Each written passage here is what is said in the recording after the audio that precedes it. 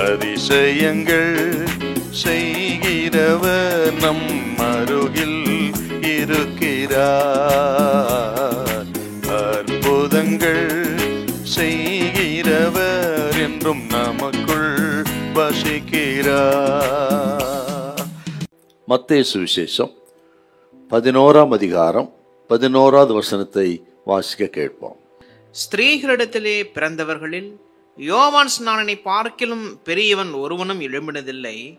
ஆகிலும் பரலோக ராஜ்யத்தில் சிறியவனாய் இருக்கிறவன் அவனிலும் பெரியவனாய் இருக்கிறான் என்று உங்களுக்கு மெய்யாகவே சொல்லுகிறேன். யோவான் ஸ்நானகன் சிறைச்சாலையில இருக்கிறார். அப்படிப்பட்ட ஒரு சூழ்நிலையில யோவான் ஸ்நானன் சீஷர்கள் சிலர் ஆண்டவரை சந்திக்கிறார்கள். அவர்கள் சந்தித்து, வருகிறவர் நீர்தானா, வேறொருவரை காத்திருக்க வேண்டுமா என்று யோவான் ஸ்நானன் கேட்டதாக இயேசுவிடத்தில் சொன்னார்கள்.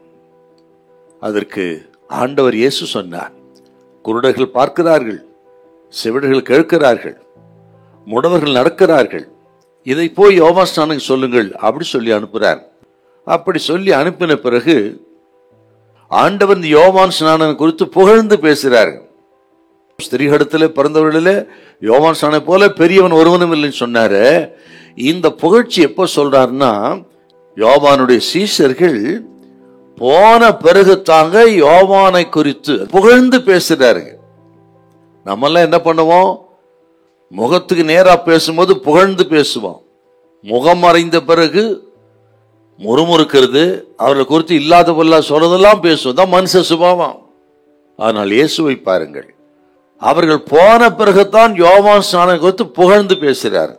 இதை கேட்கிற கத்திரி பிள்ளைகளே, முகத்துக்கு முன்பாக நம்ம எப்படி பேசுறோமோ அதே போல முகம் மறைந்த பிறகும் பேசணுங்க. அப்படிப்பட்ட ஒரு நல்ல சாட்சியுள்ள கிறிஸ்தவர்களா நம்ம இருக்கணும். இன்னொரு விஷயங்க, யோவான் ஸ்நானன் சிறையில் இருக்கும் பொழுது தான் யோவான் ஸ்நானனை புகழ்ந்து பேசுறார்கள். மனிதர்கள் ஒருவர் எப்போ புகழ்ந்து பேசுவாங்க, அவர் நல்ல வசதி வாய்ப்பில் இருக்கும் பொழுது, உயர்ந்த பதவியில் இருக்கும் பொழுது, எல்லாராலும் புகழப்படும் பொழுது தான் அவர்களை புகழ்வார்கள். ஆனால் இயேசுவை பாருங்கள், ஒரு நீதிக்காக சிறைப்பட்ட அந்த நெருக்கத்தின் மத்தியிலே, உபத்திரவம் பாடுகள் மத்தியில் இருக்கிற தமது தாசனை குறித்து ஆண்டவர் உயர்த்தி பேசுகிறார் என்றால், இது கேட்கிற கத்திரி பிள்ளைகளே, நமது ஆண்டவர் யார் என்று பாருங்கள். சில நெருக்கத்திற்கெல்லாம் நீங்க பாடுகள் மத்தியில் இருக்கலாம், உபத்திரவத்தில் இருக்கலாம், நீங்க வெளியே சொல்ல முடியாத வேதனையோடு தவித்து கொண்டிருக்கலாம். உங்கள் நெருக்கம் பாடுகள் மத்தியில மனுஷன் பார்க்கிற மாதிரி கர்த்தர் பார்க்க மாட்டார். உங்களை குறித்து ஆண்டவர் உயர்வாக எண்ணி உங்களை குறித்து சந்தோஷப்படுவார். ஆகவே இந்த பாடுகள் மத்தியில, நெருக்கத்தின் மத்தியில நீங்கள் மகிழ்ச்சியா இருங்கள், சகிச்சு கொள்ளுங்கள், ஆண்டவரை நம்புங்க.